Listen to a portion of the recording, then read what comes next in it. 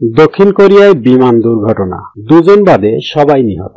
দক্ষিণ কোরিয়ায় 181 জন যাত্রী নিয়ে বিধ্বস্ত জেজু এয়ারের বিমানের 2 ক্রু বাদে 179 জনই নিহত হয়েছে। দেশটির কর্মকর্তারা এ তথ্য নিশ্চিত করেছেন। খবর রয়টার্সের। প্রতিবেদন মতে রোববার ভোরে থাইল্যান্ডের রাজধানী ব্যাংকক থেকে কোরিয়ার দক্ষিণ পশ্চিমাঞ্চলীয় শহর মুয়ানের উদ্দেশ্যে রওনা হয় বিমানটি। স্থানীয় সময় 9টার দিকে এটি মুয়ান আন্তর্জাতিক বিমানবন্দরে অবতরণ করার সময় রানওয়ে থেকে ছিটকে গিয়ে একটি দেয়ালে ধাক্কা খায়। সঙ্গে সঙ্গেই এতে আগুন ধরে যায়। দক্ষিণ কোরিয়ার পরিবহন মন্ত্রণালয় একে দেশটির ইতিহাসের সবচেয়ে ভয়াবহ বিমান দুর্ঘটনা বলে আখ্যায়িত করেছে। প্রাথমিকভাবে পাখির সঙ্গে ধাক্কা লাগা ও বৈরী আবহাওয়াকে এই দুর্ঘটনার কারণ বলে অবহিত করছে ফায়ার সার্ভিস। জীবিত উদ্ধার হওয়া 2 ক্রু সদস্য বিমানের পেছন দিকে থাকায় রক্ষা পেয়েছেন। ইয়নহাপ নিউজ এজেন্সির খবরে বলা হয়, বেঁচে যাওয়া 2 জন হাসপাতালে চিকিৎসাধীন রয়েছে।